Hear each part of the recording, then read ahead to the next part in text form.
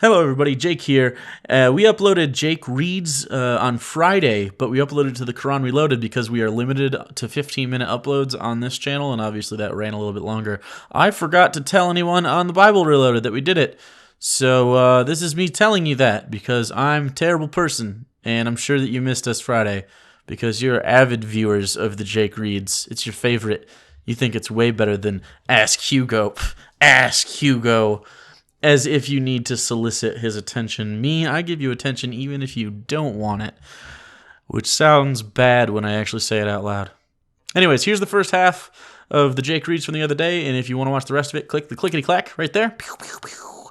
And going over to the Quran Reloaded, again, we'll be uploading full-length stuff to the Quran Reloaded for the time being until our strike issue is resolved, which should be soon, from what I'm told, either one way or the other. So we'll see what happens. But anyways, thank you. I love you. I love you dearly. You most. No, not you. You. Yeah. Hello everyone, I'm Hugo. And I'm Jake, the important one. And this is Jake Reads. Number sexual Hamlet. It's a tiny settlement, but there's a lot of sexual tension there. Oh, I was assuming it was the Shakespearean, like he took the jester skull and skull fucked it. No. Okay. Not the case. Well, I guess we have different interpretations then. Take that as you will. So anyway, this is from an Ask Hugo, sniping my questions as per usual. I try. Adam James Ring. Hey Hugo, do you think indoctrinating children into religion should be considered child abuse? Note, even the Church of Satan, Satanic Temple don't practice their atheistic religion around their children till they reach 18. I like that Adam James Ring has his own logo, which I can't hate on, because we too have our own logo. Is it really a logo if it's just three letters with a blue background? Yeah, it is. Yes, it is. Okay. Anyways, I do not think that it's considered child abuse in most scenarios because it's just a belief that they think is true. I mean, is it indoctrination or child abuse if we were to teach our children evolution and then it turned out to be false? It's just not. And maybe you could argue that some religions have tenets that would involve things that may be unhealthy, like the idea of sin and telling you that you're born into a sinful body and, all that stuff. But largely, it's a pretty positive community they're ending up in. Like, not a lot of people are into this abusive religion sort of thing. It's mostly pretty benign social Christianity that we're talking about here. I agree for the most part. The only caveat I would give, if it's like the Jesus camp type where you're like clearly fucking with these kids' emotions constantly, then that's a psychological abuse issue. And I think sometimes things, like depending on how heavy you are on the whole hell, you're a piece of shit, you're sinful stuff, that can be pretty fucked up. Yeah. But I think painting the entire thing as child abuse is kind of lessens the impact of what child abuse actually is. Now, indoctrination, it is indoctrination in a lot of ways, but everything we teach our kids to a certain extent is indoctrination. Right. That's what teaching your kids from a young age is. Geocentrism, like B.O.B. thinks that's bad. You know what I'm saying? Sure. Can we just call him Bob, or is it B.O.B.? I have no idea. Whoa, I can't imagine it matters. Yeah. No one's going to know who that is in a year. Who cares? But yeah, no, I wouldn't say child abuse largely for the majority of people that are teaching religion to their children. Sometimes, sure, absolutely, but nah. No, they're just wrong. This next one comes to us from our It's the Law Chicks Tracked video. Akila says, I've always wondered why your Jesus is carrying 2 revolvers. Is that just an American thing, or is it actually a subtle statement on almost militant behavior of the fanatical believers like Josh Fierstein or Furstein or whatever? No, you sound like one of those English teachers that tries really hard to make symbolism in the Grapes of Wrath or like, I don't know, Great Gatsby, like really ring true. Do you get what I'm saying? Like, this it's just a logo, man. I didn't come up with it. Fan Chris Cheape did long ago, like 4 years ago, and he just thought they were cool. It's called Reloaded. You do those to guns. And also, if you haven't noticed, our names are on the hilts of the guns, so maybe we're the guns, and we're shooting straight at you. Pew, pew. Maybe it symbolizes the futility of a capitalist society in which we value greed over the care for the common man. At best, nope, they're guns. At best, it symbolizes our tiny manhood. Yeah. Definitely that. And We both have compensating tiny dicks. compensating That's for what it is. tiny dicks. We have huge balls though, which is a little cumbersome. We're like gorillas. It's Honestly, I'd rather have it the other way around, even if I was going to be celibate. Big balls are just weird. This one comes to us from our video that we talked about Scalia dying And murder cookies, right? Yeah. Ashbourne Thorkill. That's totally wrong, but close enough. Thorkill. I think Thorkill is a better last name. Thorkill sounds like a scientist in a Goosebumps episode.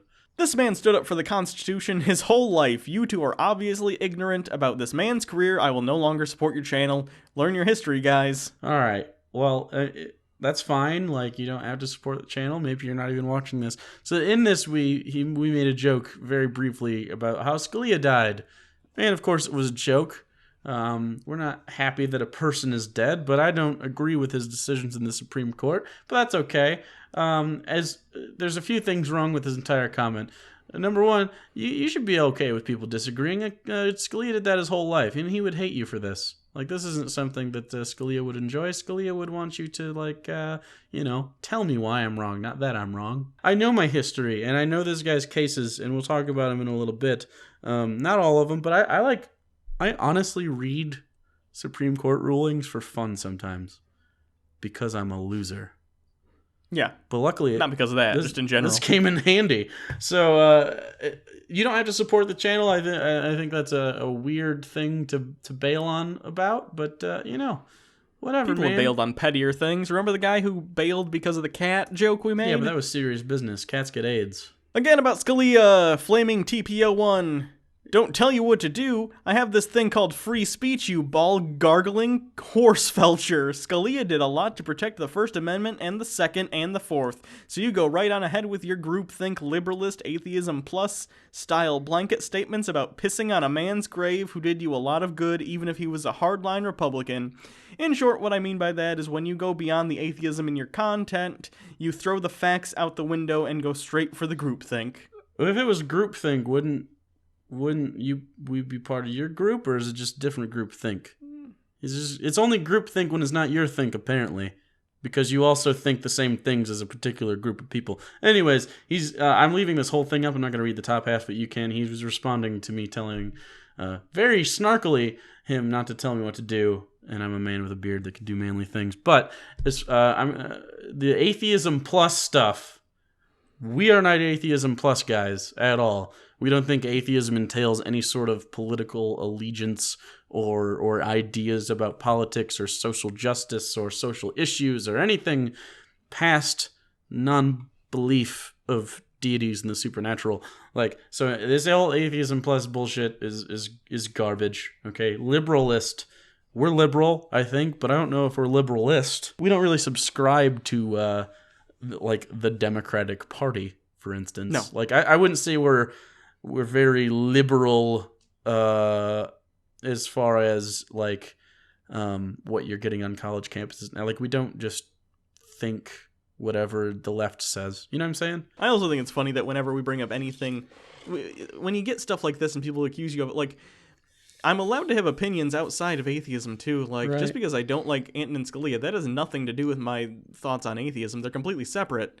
You can have opinions on atheism and then separate opinions. That doesn't make you an atheism plus person. Right. I'm aware that they're separate, and I wouldn't begrudge anyone who is an atheist to have the same opinions as me just because we happen to have the same stance on the God question or whatever. I don't know.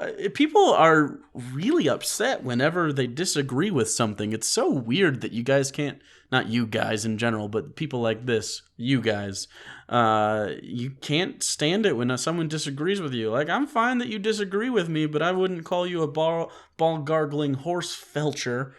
You may be that, but I wouldn't call you that to hurt you. Although just because I'm into that doesn't mean that you get to call me that whenever. Don't out me. Let me do that. But as far as the Scalia stuff, let me give you some reasons why I disagree with Scalia, and you guys can make your own thing. He was very for states' rights, which is fine, but that's kind of a libertarian-leaning idea, and sort of the Articles of Confederation, which predates the current constitution and stuff, which were like the 10 years after we gained independence, which were garbage.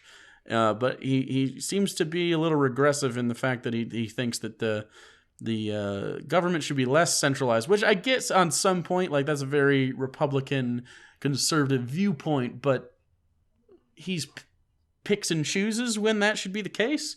So for instance, he's okay with the death penalty, like totally okay. The U.S. government should be able to pull that off, and it is constitutional.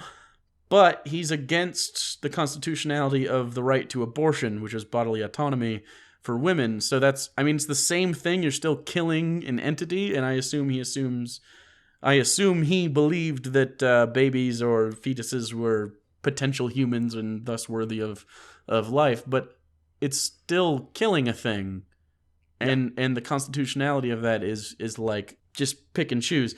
So as far as that's concerned, I disagree with him. He's not very consistent. Of course, his dissent on the gay marriage, his major issue was that the court was wielding too much power, but they did the same thing with blacks and women.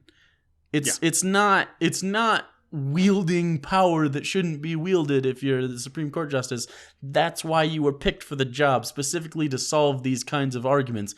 Is this constitutional? And yes, given the precedent between the women's rights and the blacks' rights and the interracial marriage rights and all that sort of stuff, yes, it is constitutional. You've already set precedent for this sort of thing before. Just because they have sex with the same organs, now it's suddenly different? No, it's the same social issue. It just happens to be a little bit of a variant from the originals that we were working on. And he was very much for not giving a fair trial to detainees of Guantanamo Bay, which part of me understands because I remember 9/11 very well, but the other part of me thinks you still gotta remain loyal to what the Constitution says if you are indeed defending the Constitution, whether I like it or not, guy in the comments section. So I didn't throw facts out the window. These are his actual dissents and decisions. So, like, I don't tell you, I disagree with the man, and I think that he was harmful for the United States as far as his opinions. Now, it doesn't mean that he was in the majority, and he often had to write dissents because he was often on the losing sides of the decisions, which is good for everyone involved, especially, gay people and people that wanted the right to abortion. I disagree with the guy, and that's fine.